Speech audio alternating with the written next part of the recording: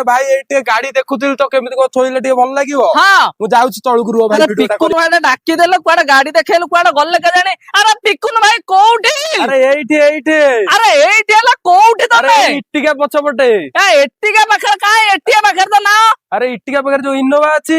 କାଇଁ ଇନୋଭା ପାଖରେ ମୁଁ ଅଛି ନା। ଇନୋଭା ପାଖରେ ଯୋଉ ଗଛ ଗଛ ଆରେ ଇନୋଭା ପାଖରେ ଗଛ ପାଖରେ ମୁଁ ଅଛି। ଆରେ ତମେ ଗଛ କୋଉଠି? ଉପରକୁ ଗଲା ତଳକୁ କଣ ଦେଖୁଛ? ଆରେ ହେ ଭାଇ ଉପରେ ଯାଇକି ଅଛି ଉପରେ କଣ କରୁଛ? ଆରେ ଭାଇ ଏଇଠି ଗାଡି ଦେଖୁଥିଲି ତ କେମିତି କଣ ଥୋଇଲେ ଟିକେ ଭଲ ଲାଗିବ। ହଁ ମୁଁ ଯାଉଛି ତଳକୁ ରୁହ ଭାଇ ଭିଡିଓ। ଆରେ ଗଛ ଉପରେ କଣ କରୁଥିଲ ତମେ? ଗଛ ଉପରେ ଟିକେ ଭାଇ ଦେଖୁଥିଲେ କେମିତି କଣ ସାଇଜ ସୁଜା ଟିକେ କରିବା ତ ସେ ହାଇଟ୍ ଟିକେ ହେଲା ତ ଚଢିକି ଦେଖୁଥିଲି। ଦେଖୁଥିଲ ଆଉ ନାଇଁ କି ଭଲ ନେଟୱାର୍କ ଛାଡ। ଆଜ୍ଞା କୋଉ ଗାଡି କଣ ନବ କହିଲ? କୋଉ ଗାଡି କମ ପଇସାରେ ଗାଡି ଦବ ତ କମ ପଇସାରେ ଇଜିଆର ପଇସାରେ ଆପଣଙ୍କୁ ଦେବି ଇନୋଭା କଣ ସତରେ ଦବ? ଇନୋଭା ଦେବି 2014 6,70,000 ଟଙ୍କା ଗାଡିର ଆସ୍କିଂ ପ୍ରାଇସ୍।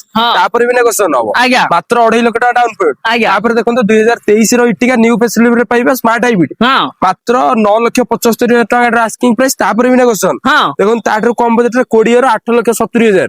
ତାପରେ ବି ଆଉ ଦେଖନ୍ତୁ ବଢିଆ ବଢିଆ କଣ୍ଡିସନ ସବୁ ଗାଡି ଅଛି। ଆଉ ଯଦି 7 ସିଟର ଆମକୁ କମ ପଇସାରେ ଦରକାର ତମେ କଣ ଗାଡି 7 ସିଟର ଏଇଠି ଆଉ 3 ଖଣ୍ଡ ଲାଇନ ଲାଗିକି ଅଛି। 3 ଖଣ୍ଡ ପୁରା ନାଇଁ କି 22 ର ପାଇବେ ମାତ୍ର 5 ଲକ୍ଷ ଟଙ୍କା। ଆଜ୍ଞା ତାପରେ ବି ନେଗୋସିଏସନ 22 ଲାଷ୍ଟ ର ପାଇବେ 5,35,000। ତାପରେ ବି ନେଗୋସିଏସନ 7 ସିଟର ଏସି ମଡେଲ ସବୁ।